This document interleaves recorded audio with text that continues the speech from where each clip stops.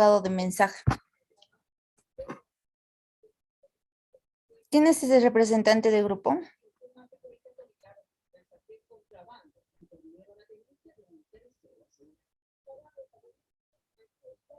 Hola, ¿me escuchan? Buenas noches, doctora. ¿Sí me escucha? De lo que es las malformaciones congénitas.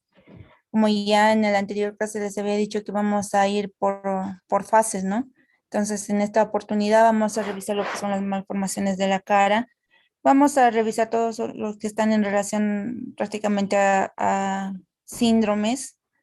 No vamos a revisar malformaciones especiales del pabellón auricular o de los ojos, que eso ya corresponden a otra especialidad. Entonces, ahora en esto de lo que son las malformaciones de la región facial, vamos a ver toda la clasificación de las fisuras según Tessier, el síndrome de Franz-Getty, el síndrome de Cruzon, de Perry-Rubin, la microsomía hemifacial y lo que todos conocemos, ¿no? La fisura del alvéolo palatino o labio leporino. Entonces, lo que se ha intentado es ver si estas malformaciones estaban en relación a los arcos branquiales.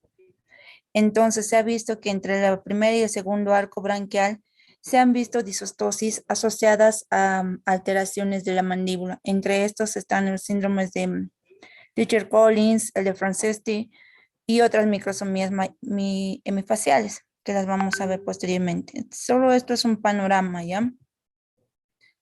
Entonces, la anomalía o el síndrome de secuencia de DiGeorge también está dentro de estos síndromes, que no los he descrito en los que hemos precedido antes, porque no es muy frecuente. Dice que este síndrome de DiGeorge es una alteración de las secuencias del ADN. Entonces, está determinado por diferentes etiologías. Generalmente se ve una alteración a nivel de la cuarta y sexta semana, que es el periodo de la organogénesis. Se caracteriza por tener ausencia o hipoplasia del timo o de las glándulas paratiroideas o también tener anomalías cardiovasculares. Generalmente presentan un arco aórtico interrumpido, tronco arteriovenoso persistente y otras anomalías craneofaciales. También esta va a asociarse a la anomalía de la micrognatia. Va a haber malposición de los pabellones auriculares, va a haber anteversión de las narinas y las fisuras nasales van a estar, además, va a haber telorismo. Otros síndromes de la fisura orofacial.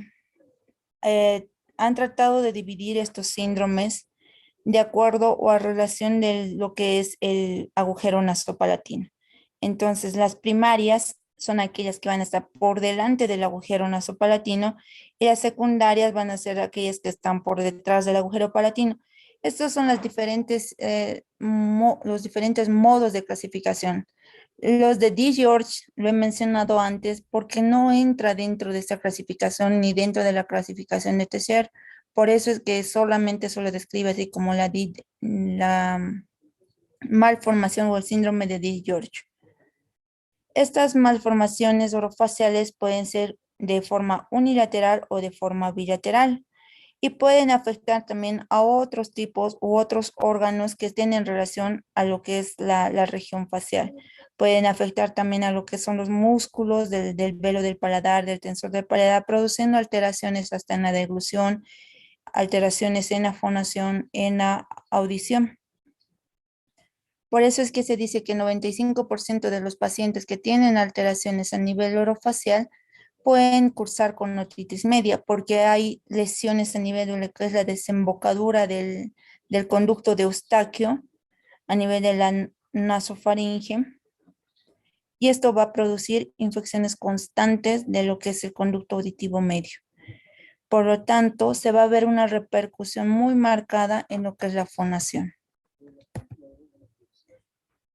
La clasificación de Tessier, antes de esta clasificación, no teníamos un orden establecido para describir lo que son las malformaciones. Por ende, en 1976, Tessier presenta esta clasificación con la finalidad tener una, valga la redundancia, una clasificación estándar para que esto sea a nivel internacional. Entonces, de esta forma, TCR se basa en la referencia de la órbita para hacer sus diferentes clasificaciones de acuerdo a las lesiones que puedan haber entre los párpados maxilares y los labios. Esta clasificación abarca del 0 hasta el 14 y se dice que va en relación a las agujas del reloj. Entonces, este es el cuadro de la clasificación de TCR y van a ver en que cada una tiene una lesión y entre estas van a ir formando síndromes de acuerdo al aumento de las lesiones que presenten. Esto ustedes les voy a pasar y lo van a leer. Entonces vamos a comenzar con el síndrome de Teacher Collins Franceschi. Entonces este ha sido descrito por Edward Teacher Collins de inicio.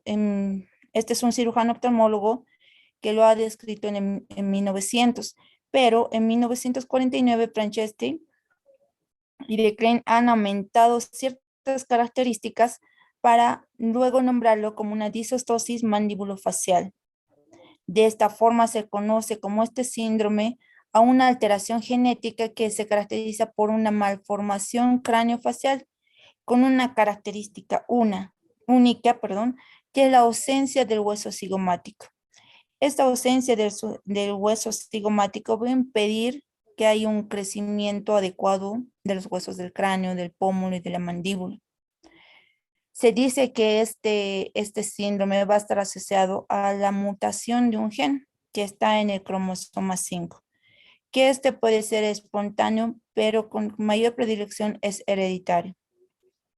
Se dice que va a afectar mayormente a los hombres, como pueden ver en la imagen, y que va a pasar hacia la hija mujer como un autosómico dominante. Afecta entre 1 a 50,000 niños nacidos vivos. Este va a tener un diagnóstico generalmente clínico. Debe verse en el periodo prenatal.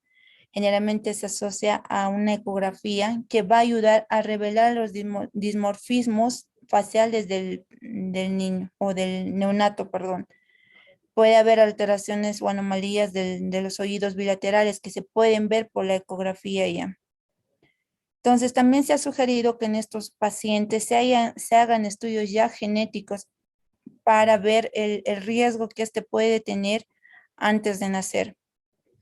También se ha sugerido realizar la resonancia magnética, porque saben que la resonancia magnética, a diferencia de la tomografía y de la radiografía, no van a producir radiación. Entonces, esto nos va a permitir evaluar al paciente en un estado fetal.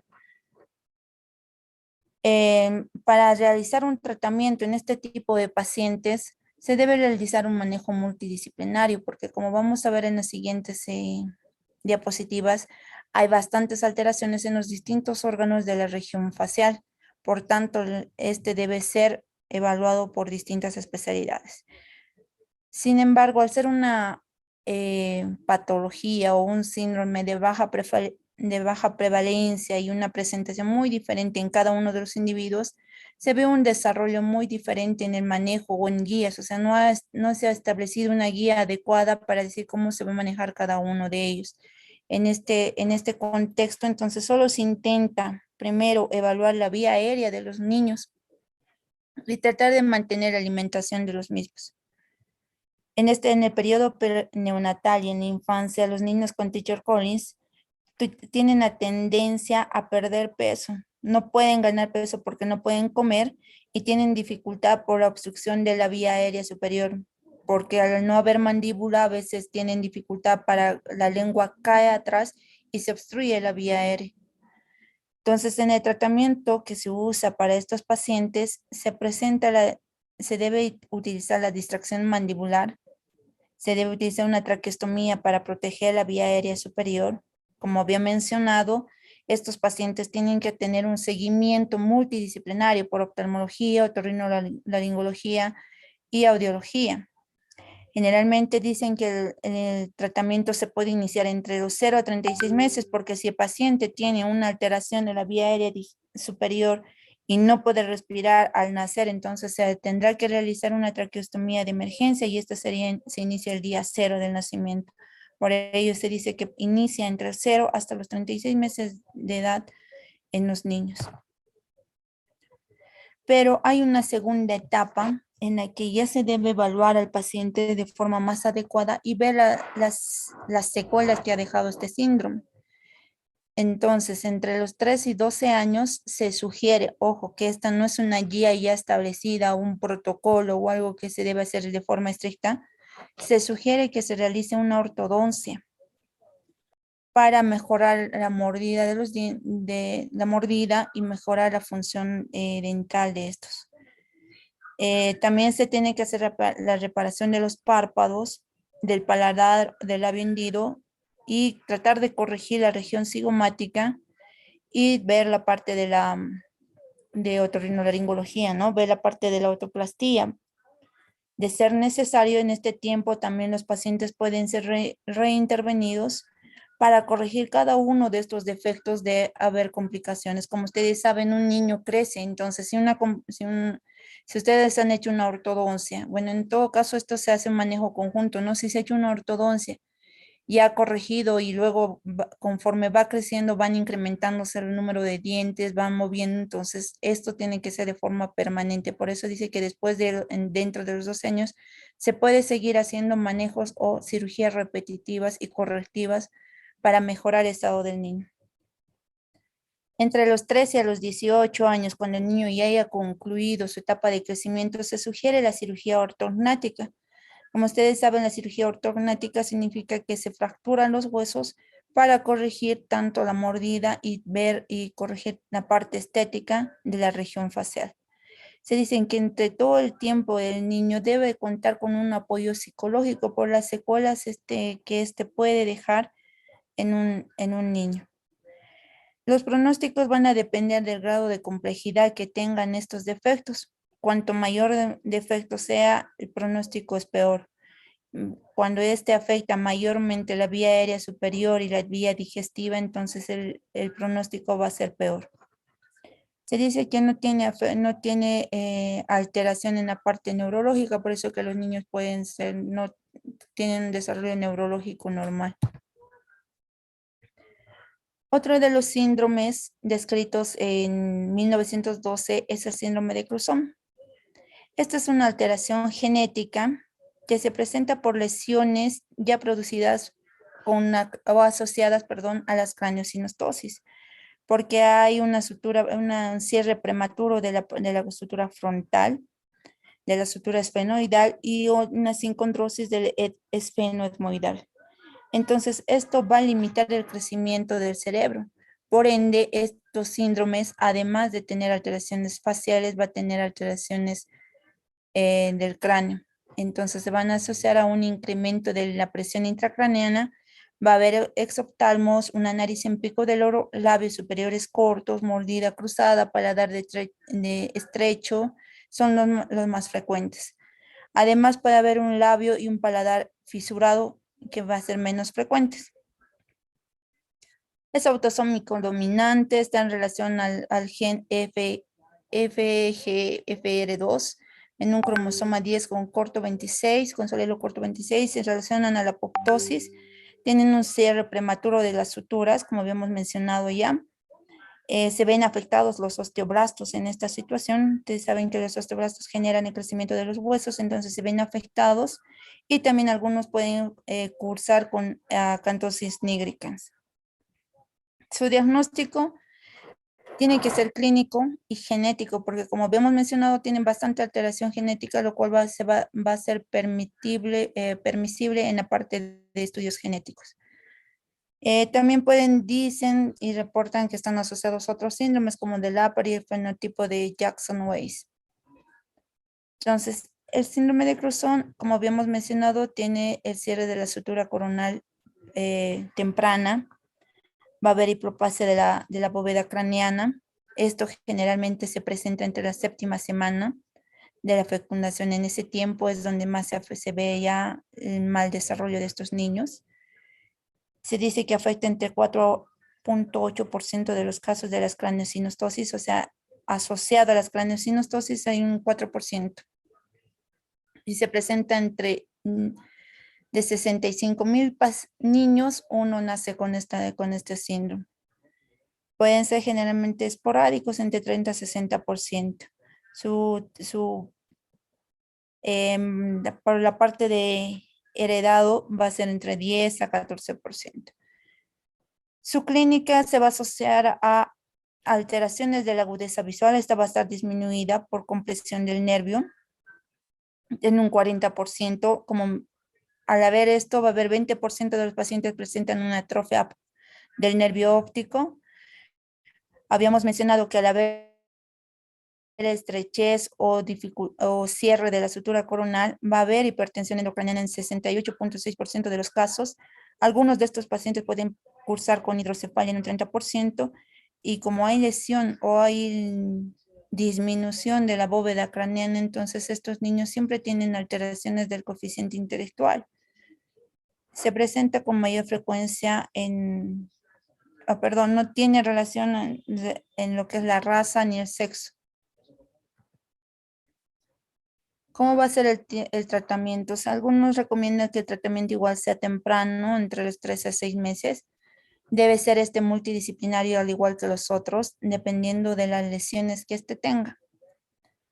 Lo primero que se debe intentar corregir en un paciente es la hipertensión endocraniana, porque si tenemos un diagnóstico tardío de estos niños, las secuelas van a ser más severas.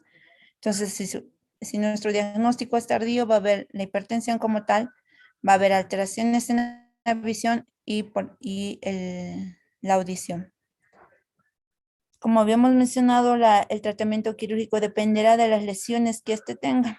Puede haber una intervención de forma conjunta con lo que es la parte de neurocirugía para mejorar lo que es la craniosynostosis, y de forma simultánea corregir las lesiones que tenga en la región facial, perdón. Como han visto, son múltiples las lesiones a nivel del síndrome de Curzon. Lo que se sugiere siempre es que se realice la corrección antes del año de vida. Otro de los síndromes, el de Pierre-Robins. Estos niños generalmente se asocian con dificultad para la respiración. Si ustedes pueden ver en imagen, ven una micrognatia, un prognatismo. Entonces, la prioridad en estos niños siempre va a ser corregir la vía aérea. Estos casos se presentan, algunos dicen de 1 entre 2,000 y de 1 a 30,000 nacidos vivos. Está asociado a la lesión del primer arco branquial. No hay una etiología descrita, pero se dice que tiene una triada específica, que es la micrognatia, que pueden ver en la imagen. La glossoptosis, la lengua sale, la lengua es más grande, por eso es que tiene tendencia a obstruir la vía aérea superior. Y algunos pueden estar, o la mayoría va a estar asociada a lo que son las fisuras del nervio palatino, de las fisuras palatinas. También pueden presentar macroglossia, anomalías oculares, alteraciones cardiovasculares, alteraciones musculoesqueléticas, puede haber alteraciones del sistema nervioso central, puede haber alteraciones genitourinarias. Entonces, ¿cuál va a ser el tratamiento de estos niños? De inicio puede ser conservador, pero como generalmente estos niños cursan con dificultad respiratoria por la glossoptosia que tienen, tiene tendencia a obstruir la vía aérea. Y como la mandíbula es tan pequeña, entonces la lengua cae hacia atrás y obstruye la vía aérea. Por ende, la traqueostomía puede ser una de las alternativas para evitar la obstrucción. Sin embargo, este mismo método de tratamiento puede ser considerado como alto riesgo de morbilidad, o hasta en algunos casos puede llegar a la mortalidad por las dificultades, ya sea técnicas o por las dificultades propias de la enfermedad. Al no tener forma de hablar los niños, entonces tienen gran tendencia a tener dificultad para aprender el buen lenguaje y una integración social. Uno de los autores, McCarthy, ha propuesto que posterior a la compensación de los niños, este pueda ser sometido a una distracción de la mandíbula. La distracción mandibular significa que se utilizan métodos externos para hacer de que la mandíbula vaya creciendo y corregir la micrognatia que tiene para que la lengua también se compense. Entonces, ¿qué va a hacer la mandíbula? Va a elongarse, va a avanzar, va a permitir que la lengua ya tenga un buen espacio y va a aumentar el espacio retrofaríngeo. Por ende, va a evitar la obstrucción de la vía aérea y el paciente puede ser extubado, se puede quitar la traqueostomía. Se dice que esta distracción osteogénica puede avanzar hasta 20 milímetros o más sin necesidad de utilizar injertos óseos. Esta distracción osteogénica propuesta y ya realizada nos va a ayudar a que los músculos que tiene el niño y los tejidos nerviosos y todos los blandos puedan adecuarse a la mandíbula, puedan ir creciendo y mejorando así tanto la región estética como funcional del niño para mejorar tanto la respiración, la fonación y la deglución. Estos huesos son de buena calidad porque permiten la remodelación de las estructuras óseas. ¿Ya?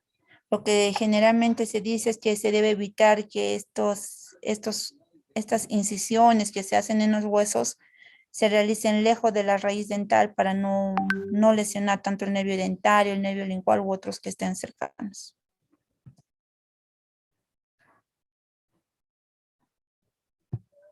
Las microsomías semifaciales, al inicio se ha presentado una clasificación 1, 2 y 3 simples, pero posteriormente se ha reclasificado por Prusansky y también ha sido modificada por Kaplan, ¿ya? Entonces voy a mostrarles las imágenes para que nos ubiquemos un poco. Entonces estas microsomías semifaciales, como ustedes lo ven, se ven alteraciones solamente en un lado de la cara, por ende, por ello del nombre de hemifacial. En la primera imagen van a ver la lesión del tipo 1, que se refiere a una alteración mandibular que es leve a nivel del tercio inferior. Por eso no puede ser tan marcada la imagen de este paciente. En el grado 2A ya se ve más marcada la simetría facial. Esta va a afectar al tercio inferior también de la mandíbula, pero además se va a ver alteraciones de las órbitas. Como ustedes pueden ver en imagen, hay una asimetría de la órbita. En el grado 3 ya vemos, además de la alteración de la mandíbula en su tercio inferior, vemos que hay compromiso de lo que es ya el pabellón auricular. Y en el grado 3 ya vemos que hay una ausencia de lo que es la articulación temporomandibular. Una microsomía hemifacial se caracteriza entonces por los ojos inclinados, como pueden ver, corte de los párpados inferiores. La visión está generalmente, hay estrabismo en estos pacientes por la convergencia. Generalmente tienen la boca ancha, la nariz más prominente, el mentón más pequeño o micrognatias.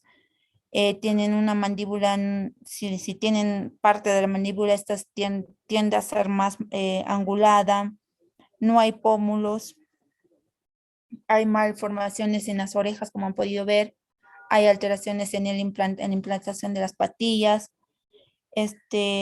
También dice que a nivel de los huesecillos pueden presentar de los huesecillos del oído, no pueden presentar alteraciones, por lo tanto puede haber hipoacusias. ¿Cómo se va a hacer el diagnóstico de estos pacientes? El diagnóstico, ya como han podido ver en imágenes evidentes, un diagnóstico clínico. Se va a pedir una radiografía oclusal para ver cómo ha quedado la mandíbula. Unas ortopantografías que nos permite ver tanto maxilar superior y maxilar inferior. Se puede realizar un diagnóstico prenatal antes del nacimiento ya con análisis molecular y una ecografía prenatal.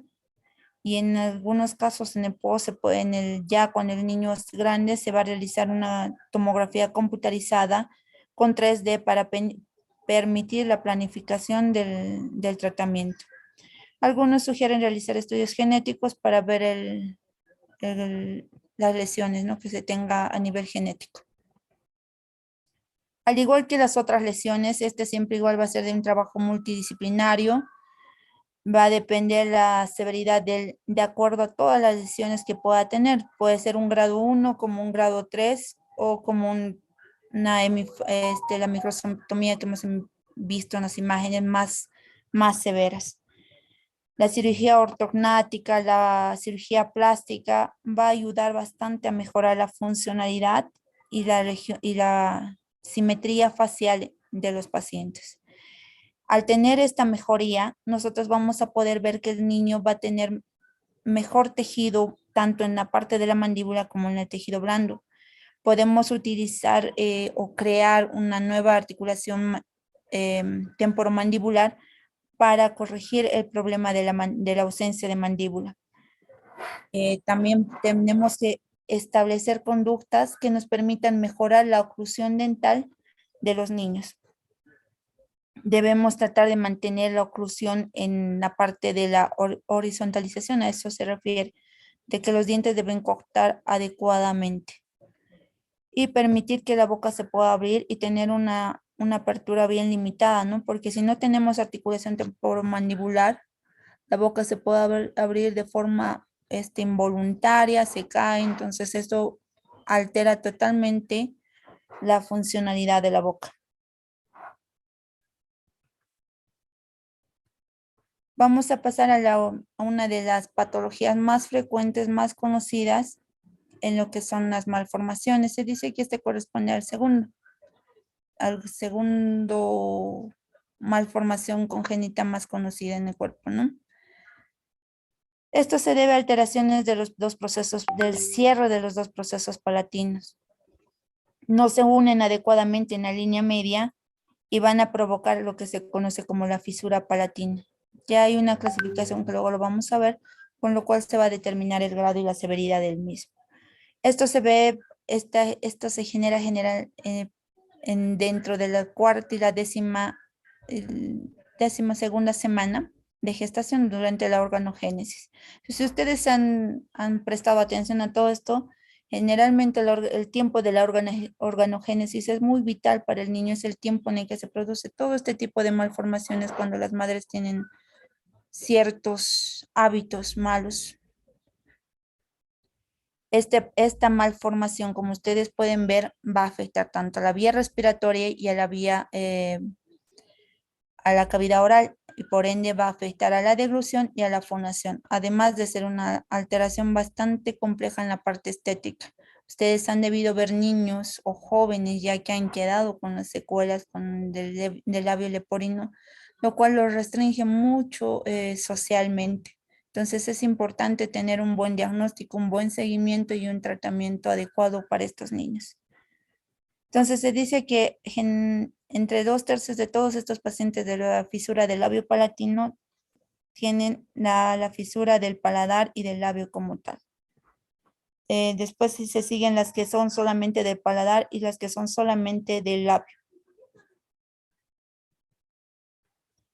¿Cuál es la etiología de esta fisura del labio palatino? El 25% va a ser genético, pero el 75% se debe a múltiples factores. En esto, el consumo de retinoides por la madre durante el tiempo de la organogénesis, el uso de antiinflamatorios, del exceso de los corticoides, los relajantes musculares, el tabaco y el alcohol van a ser los factores de riesgo más asociados a la presencia del labio leporino. Se dice que de 2 padres sanos, sin alteraciones genéticas, sin nada que preceda, si el primer hijo nace con labio leporino, el riesgo de que el segundo hijo nazca con labio leporino va a ser de un 5%. Por ende, cuando un niño nace así, se sugiere que se haga siempre una evaluación genética para ver y precisar el pronóstico de este. Como había mencionado al inicio, la fisura del labio leporino afecta a distintas áreas: la alimentación, la respiración, la audición, la comunicación, la personalidad, y está asociada a otros síndromes, ¿no? La alimentación, el niño no puede succionar por este espacio que se forma. Entonces, por ende, no se alimenta adecuadamente y disminuye el sistema inmunológico. Porque ustedes, como saben, eh, el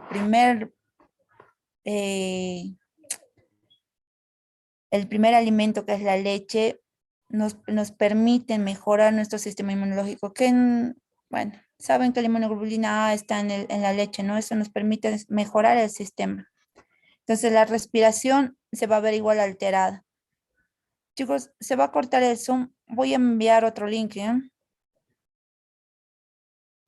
Está bien, doctor.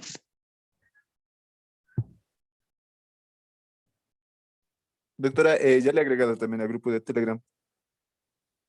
Ya.